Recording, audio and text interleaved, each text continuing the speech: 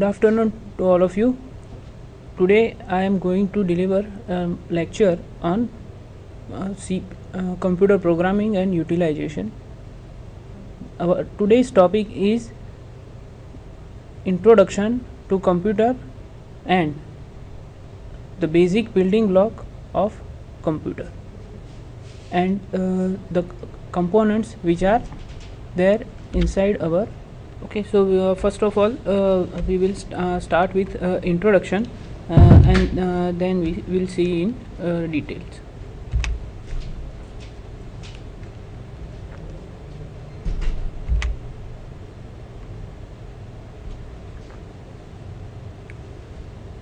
So today we see how the different parts of computer system are organized and various operations perform to perform a specific task. Now generally computer components are divided into two major categories. First category is hardware and second category is software. So we will see both of them in details in upcoming slides. Now first of all, what is the objective of this course? We will see in one by one and then we move on further slides. So the first objective of this course is to explain the basic organization of computer system, means how the computer system is organized, that we will see. Now our next objective is explain different types of input and output devices. All of we know that we are using different input devices as well as different output devices. So what are they and how they help us to complete any task using our computer. So we will see all of them in detail. Now the next objective is we will give the definition of software and we will also classify the different categories of softwares.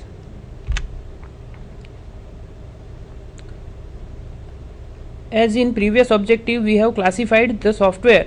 Now our next objective is to distinguish between system software and application software, which are the main two categories of any software. And our last objective is describe the computer language and its classifications. So computer uses programming language to communicate with the hardware. As we have seen that computer components are two. First is hardware and second is software. So programming language provides way to communicate with hardware, and there are a lot of programming language based on different paradigms. So a paradigm is a way to do the programming. We have a different programming language: procedural programming language, object oriented programming language, object based programming language, functional language, and a list goes so on. So we will move forward. Now first of all of us are using computer in our routine life. So first question comes to our mind is that what is a computer? Because we are using extensively in our routine life for solving various problems, right? Now so first of all, computer is an electronic device which transforms the data into meaningful information by the means of processing the data and producing the information as an output. Okay, so basically computer is a device which is made up of electronic parts, right? And its basic job is to transform the data provided at the input side into the meaningful information which is provided on the output side. So we will see the meaning of data and information. Now we have seen that the computer is transforming the data into information. So what is a data? First of all, the data is a collection of raw facts, figures and symbols such as numbers, words, images, video, sound given to the computer during the input phase. So what we do in input phase, we provide some raw material to the computer, and a computer processes on that raw material and produces the product, that is our information. Now data can be in any form. It may be a number, it may be a word. We can also provide image as an data, then video or audio. In any format we can provide our data, and then processing happens on the data and the data is transformed into the information. Now the next part is regarding the information. So what is an information? Right. So information is a processed form of data, and information is a data that is organized, meaningful and useful and produced as a result of process in the output phase. As we have seen earlier that computer's basic job is to transform the data which is acquired in the input phase into meaningful information which we can use for solving our problems, and information is produced in the output phase. Okay. Now we also store information into the storage for our future purposes, and for the storage we have different devices that we will see in later part. Now the next topic is a very much important topic. It is the characteristic of computer. So computer has some good characteristics which attracts us to use the computers, right? So what are the characteristics? Let us see. First of all, high speed. So all of us are knowing that we will use the computer to work to finish the work in less amount of time. So this characteristic of computer help us in a speedy performance. Now next characteristic is the accuracy. So accuracy means whenever we do any task using a computer, it always provide us the same output each and every time. Now the next is diligence. So first of all, what is a diligence? So diligence means whenever we do any task using computer, then computer is going to fully focus on that task.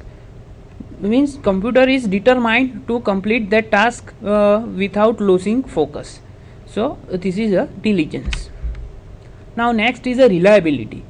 Means today in our routine life we are using computer in many ways, and why? Because computers are reliable. We can rely on them, and for solving our various problems and our day-to-day tasks, such as for banking purpose, for checking our result, then for document processing, then presentation making, then for internet surfing. We can rely on computer. So reliability is a important characteristic of computer. Now next characteristic is a versatility. So versatility means computer has different skills to solve various problems. All of you know that computer can solve different kinds of problems with different kinds of hardware and different kinds of software available inside our computer. So this property is our versatility. And the final characteristic of computer is storage. So all of us know that computer has a huge amount of storage, and we can also extend that storage using a high amount of storage power. So we use this storage for our future purpose, and we will save our files and folders on the hard disk or any other storage media. Now, how does a computer work? We have seen the introduction of computer, and then the characteristic of computer. Now the next question arises in our mind is that how does a computer work? So let us see. Now first of all, when we focus on the word computer, the one word comes to our mind, and that is a compute, right? So compute means, the basic meaning of compute is to calculate.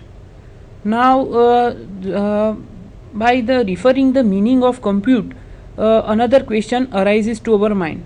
If we want to calculate anything, then why we are not using the calculator? Because calculator also does the same job for the to calculate numbers. So what is the difference between a calculator and a computer? Now, so the difference lies in the stored program concept.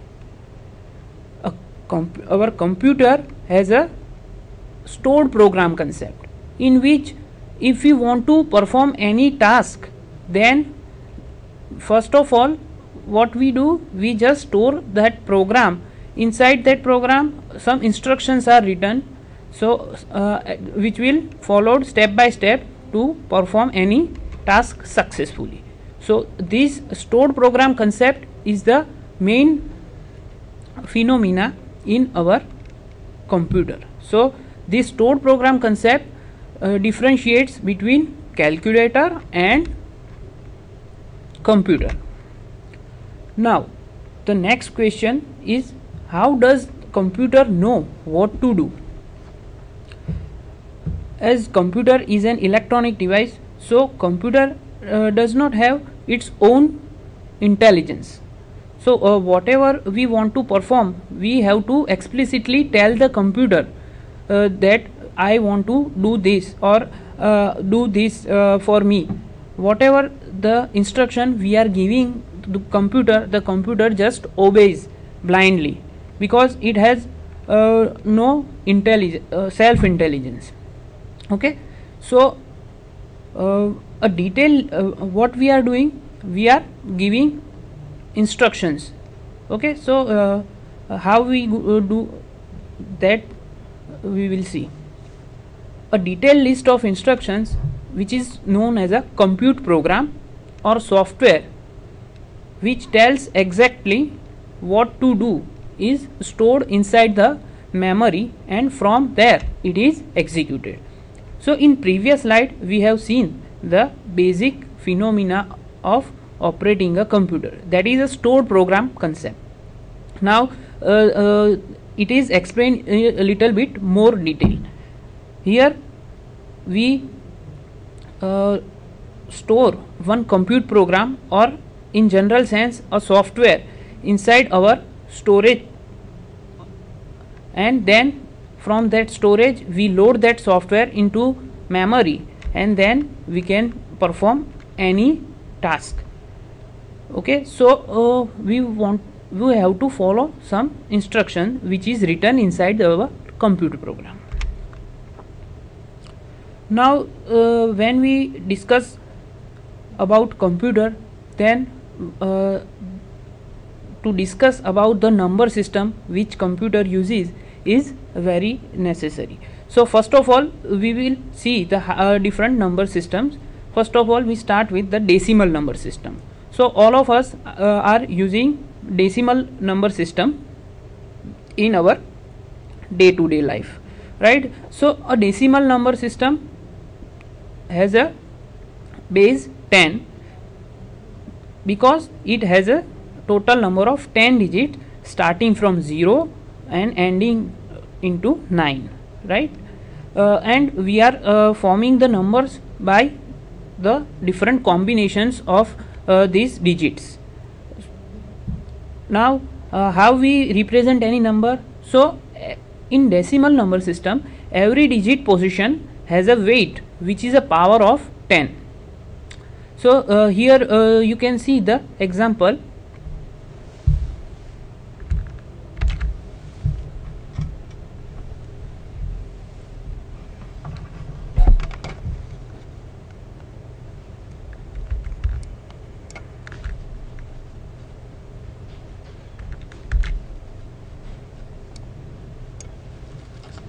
Okay, so here the number 234 is represented with the multiples of 10. Now the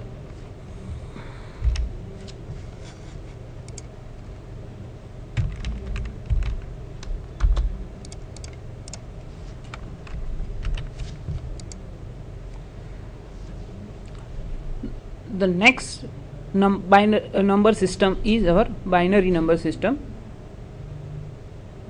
which has total number of 2 digits, which is represented either in 0 or by 1. The same way as in decimal number system we have multiples of 10. Here in binary we have multiple of 2. So every number is represented by the combination of zeros and 1. In the example you can see here one number is represented in binary and how we calculate its equivalent number in the decimal.